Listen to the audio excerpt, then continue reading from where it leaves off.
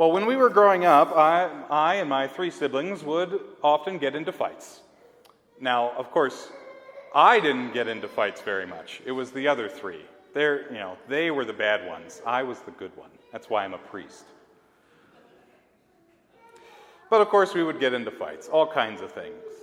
Whose spot it was in the car, whose turn it was to sit in the front seat, or when you had the station wagon, whose turn it was to sit in the back rear-facing seat so you could wave at everybody.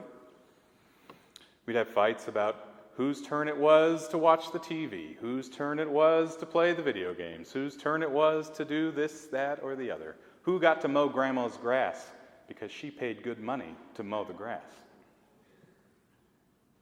For many reasons, there was not peace amongst my siblings and I, occasionally, but we would often pick at each other. We were siblings. My parents would do what they could to try and get some semblance of peace in our house, at least to get the fighting to stop for a while. Various punishments, sending us to our rooms, grounded for a while. You have to do this chore you didn't have to do. Occasionally a spanking, I think. Not me. That was the other one still.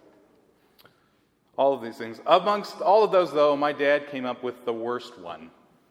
Anytime any two of us were fighting, he'd pull us apart, and then we'd have to stop, look at each other, give the other one a hug, say, "I love you," and give them a kiss. And if you don't remember, I have two brothers and one sister, so it was quite the punishment for us boys, I tell you. Now, sometimes those punishments worked, and indeed, in the house, there was a little bit of peace, or at least the absence of fighting. Because though my parents did want us to stop fighting, what they really wanted for us was to like each other and to enjoy each other and spend time with each other because we wanted to. That was the kind of peace they were looking for, though they would take the lack of fighting now and again.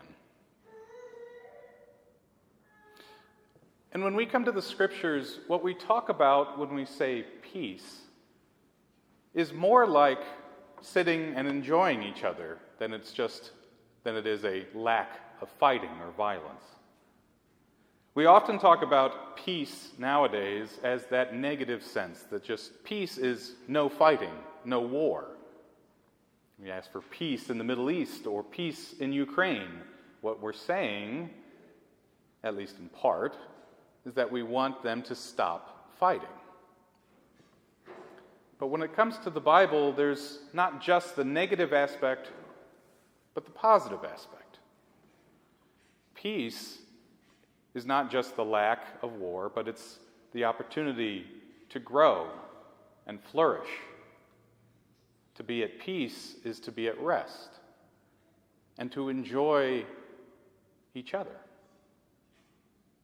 So when the Bible asks and commands us to seek peace and tells us that blessed are the peacemakers, it's not just talking about those who can stop a fight.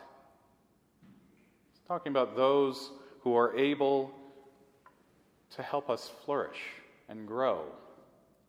Those who care for ourselves, the growth and flourishing of ourselves, and of the relationships that build our communities. And so in the gospel today, Jesus tells us to be at peace among one another. And in his letter, James gives us directions on how it is that we can be at peace with ourselves. To create peace in ourselves, to seek peace in ourselves and in our communities. The gospel today starts with John asking Jesus about something like insiders and outsiders. He says, "Jesus, we saw people casting out demons in your name, but we tried to stop them because they weren't with us. We didn't know them. They were using your name.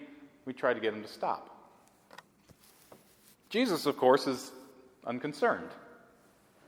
Sure, they're casting out demons in my name. That's fine.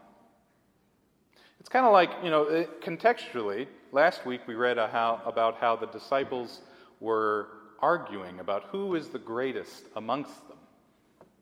And the very next thing is that John says, Jesus tells them, look, the least amongst you is the greatest. Look at this child. This is the greatest. And to kind of avoid it, John now says, well, Jesus, we saw people casting out demons. What about them? Some of you parents recognize that kind of diversionary tactic when you try to correct someone and they say, oh yeah, I did that, but what about these guys? I think John's doing something similar. And so Jesus is trying to get them to look not at what's going on outside their groups and community, the group of disciples, but what's going on inside. And he goes on to talk about stumbling blocks, things that cause us to stumble, or things that make it difficult for us to follow Jesus in his path. He tells them that if any of you put a stumbling block in front of one of these little ones who believe in me, it would be better for you if a great millstone were hung around your neck and you were thrown into the sea. What he's saying is that if in our life we try and make it difficult for someone to follow Jesus through whatever stumbling block, it would be better if we were just drowned in the sea. That our relationships, the way we relate to each other, is not to make it more difficult to follow Jesus, but to do what we can to help each other encounter God and to deal with the sin in their lives. Because he goes on to talk about all the sin in our lives. Now, this is not word for word. Jesus does use hyperbole now and again. There's not a lot of Christians walking around who have cut off their foot or their hand or gouged out their eyes because it causes them to sin, though perhaps there should be. But Jesus is using hyperbole to emphasize and recognize that there is a hierarchy to our life. Our spiritual lives take precedence over our physical lives. As he says elsewhere, seek the kingdom first. And all those other things, clothes and food and shelter, all those will be given to you. And here he uses it in much stronger language. If your hand causes you to stumble, cut it off. If your leg causes you to stumble, cut it off. If your eye causes you to stumble, gouge it out. It is better to enter into the kingdom. It is better to enter into peace. It is better to enter life bodily maimed than to go to spiritual death and be bodily complete and whole. The way that we seek peace in our own lives is by dealing seriously with the sin in our own lives. Those things that cause us to stumble, those things that keep us from encountering God, we take them seriously. We don't write them off. We treat them as if they are a matter of life and death, because they are. And by doing so, we create the opportunity for us to experience the peace of God. We give the opportunity, we work so that our experience and encounter with God will be more full and rich and restful.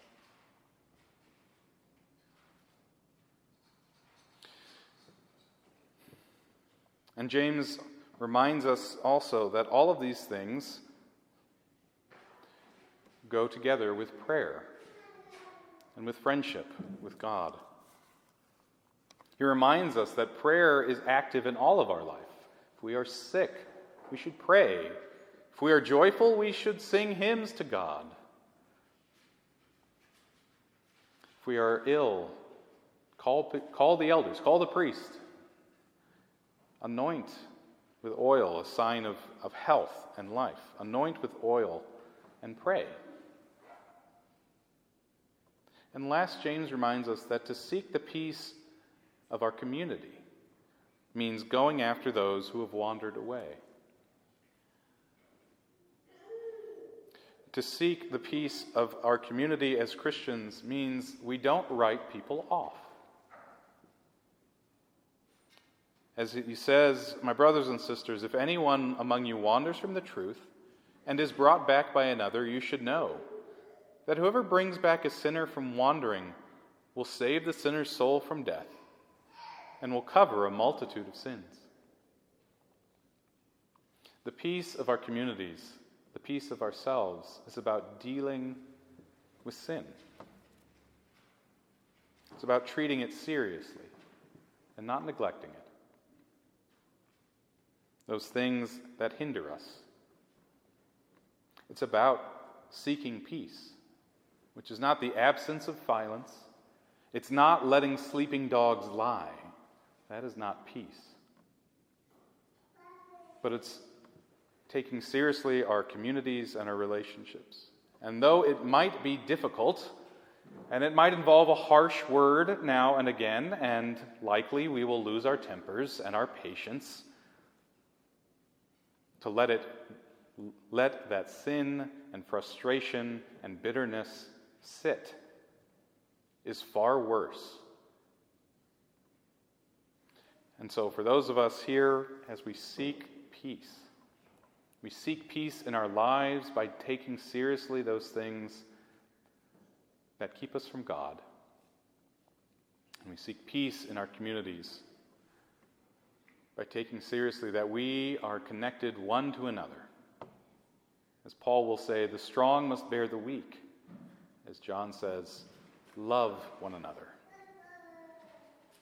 And in so doing, then, the peace of God, which passes all understanding, will come and dwell amongst us.